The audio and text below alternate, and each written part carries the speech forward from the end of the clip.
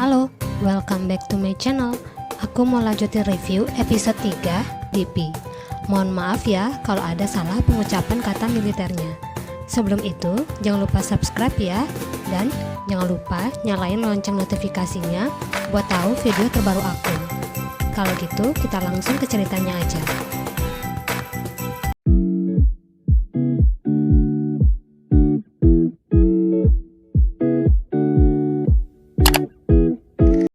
Dimulai dengan flashback 10 tahun yang lalu. Junho kecil melihat ayahnya memukuli ibunya. Junho kecil hanya bisa diam saja sambil memeluk adiknya. Kembali ke masa sekarang, Junho dan Hoyul mendapat hadiah cuti karena mereka berhasil menangkap 6 desertir. Lim Jisup senang akan prestasi itu. Dia pun menaikkan target penangkapan jadi 8 desertir untuk tahun ini. Bumgu juga sangat senang, yang artinya performanya telah meningkat. Tapi, lucunya si Lim Jisup ini terus saja salah menyebut nama mereka, sampai Hoyul sedikit jengkel. Baru saja Junho dan Hoyul menikmati cuti mereka, tapi sudah diminta Bumgu untuk datang ke Busan untuk membantu DP divisi lain untuk menangkap desertir. Di sisi lain, Bumgu mengajukan keberatan itu ke Lim Jisup.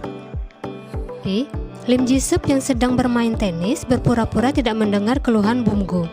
Bumgu yang kesal pun meninggalkan Lim Jisup. Junho dan Hoyul tiba di Busan. Mereka bertemu Kim Gyu, tim DP dari pertahanan pusat di sebuah hotel. Hoyul mengejek mereka yang masih menggunakan fasilitas dari orang tua. Kim Gyu tidak menyangkalnya. Masih merasa tidak senang, Hoyul merendahkan Kim Gyu karena tidak bisa menangkap desertir hingga harus dibantu olehnya. Junho bingung melihat sikap Hoyul ini. Target mereka sekarang itu Jung Hyun Min. Kim Gyu memberi 2 alamat tujuan untuk mencari si target, yaitu rumah ayahnya dan juga rumah pacarnya. Tiba-tiba, Kim Gyu meminta biar dia saja yang mendatangi rumah ayah si target, sedangkan mereka ke rumah pacar si target. Di jalan, Junho menanyakan alasan sikap aneh Hoyul tadi. Hoyul bercerita tentang kisah dia saat awal wajib militer dulu. Mendengarnya, Junho tahu ternyata Hoyul dendam karena Kim Gyu telah memakan snack yang sudah dia nantikan. Hoyul sangat bersemangat untuk menangkap si target. Dia sangat ingin mengalahkan Kim Gyu. Junho mengingatkan tidak penting mencari si target di rumah pacarnya. Mereka harus mencari di rumah ayahnya. Hoyul kagum dengan Junho yang mampu mengingat alamat ayah si target dengan sekilas pandang. Hoyul dan Junho datang ke rumah si target. Si target terkejut melihat mereka ingin menangkapnya. Si target langsung melarikan diri dengan dibantu ayahnya. Adegan kejar-kejaran di sini asli lucu banget. Yang harusnya menegangkan malah bikin ketawa gegara ngeliat tingkah konyol si Hoyul. Walhasil, tinggal Junho sendiri yang harus menangkap si target. Tapi, usaha keras Junho belum berhasil. Si target berhasil kabur.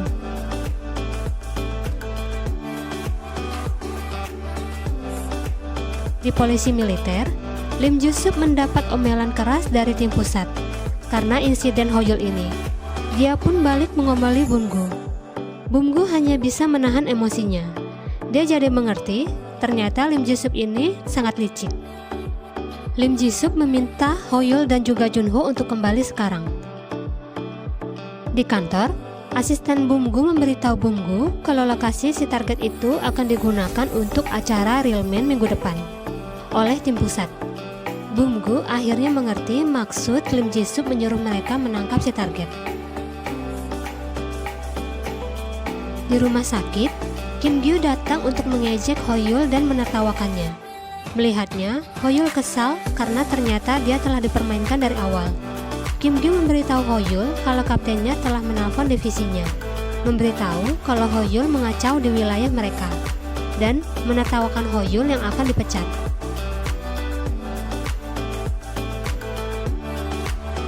Di saat itu, Bumgu meminta mereka untuk tidak kembali dan terus menangkap si target.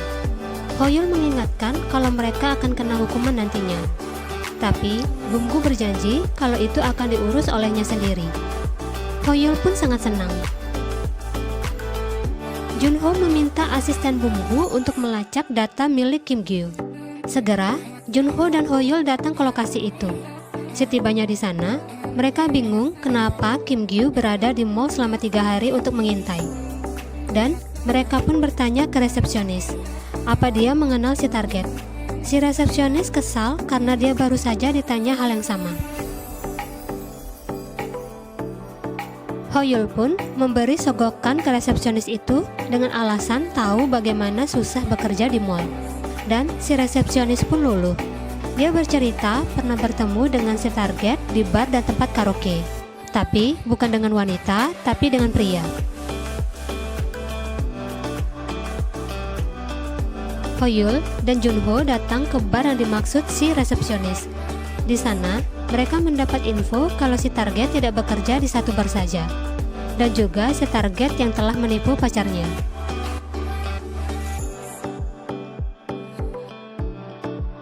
Mereka pun mendatangi satu persatu bar, tapi tidak juga berhasil. Tiba di bar terakhir, Junho melihat pacar si target datang. Hoyul langsung memiliki ide untuk menyamar jadi pelayan di sana. Hoyul meminta Junho untuk mendekati pacar target. Awalnya, Junho keberatan, tapi setelah Hoyul mengingatkan ini semua demi tugas, Junho pun menyanggupinya. Dan Junho pun berhasil mendekati pacar si target. Dari situ dia mendapat cara untuk menangkap target, yaitu harus punya uang 3 juta won. Hoyul terus berpikir bagaimana caranya. Dia pun terpikirkan Kim Gyu. Dia meminta Kim Gyu untuk meminjamkan mereka uang jika ingin menangkap si target. Mendengarnya, Kim Gyu menyanggupinya. Dan uang itu pun sampai ke tangan pacar si target melalui Junho. Segera, pacar target pergi menemui si target. Di tengah perjalanan, pacar target seperti memikirkan sesuatu. Tiba di lokasi, si target langsung meminta uang itu. Tapi pacarnya seolah ingin memperlambat waktu, seperti menunggu seseorang. Si target pun mulai tidak sabar dan mulai merampas uang itu. Kim Gyu pun segera datang dan mulai menangkap si target. Tapi si target ini terlalu gesit dan kuat hingga Kim Gyu kewalahan. Si target mendekat dan ingin memukul pacarnya. Beruntung, tiba-tiba Junho datang menghalanginya. Dan mereka pun mulai berkelahi. Hoyul yang konyol pun mulai membantu Junho. Mereka pun akhirnya berhasil menangkap si target. Kim Gyu mengambil uang yang dipegang si target.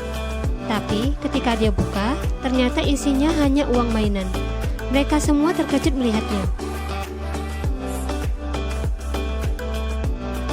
Junho pun menelpon pacar si target. Dia menanyakan perihal uang itu. Tapi jawaban pacar target sukses bikin Junho terdiam dan bingung bagaimana dengan Kim Gyu. Cerita penangkapan target membuat Lim Ji-sup kesal.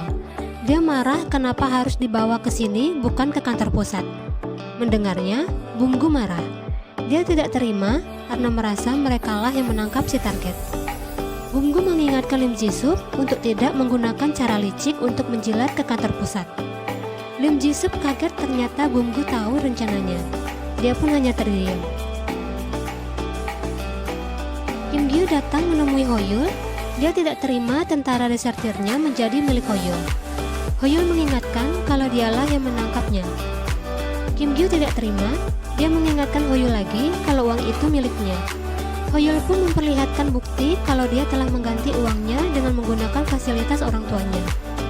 Hoyul pun pergi sambil menertawakan Kim Gyu. Akhirnya, mereka pun melapor masuk ke Lim Ji-sup. Tiba-tiba, Bumgu masuk memberitahu Junho kalau ayahnya telah pingsan. Terima kasih udah nonton video aku sampai habis. Jika kalian suka, jangan lupa like dan kasih komen ya. Sampai jumpa di episode 4.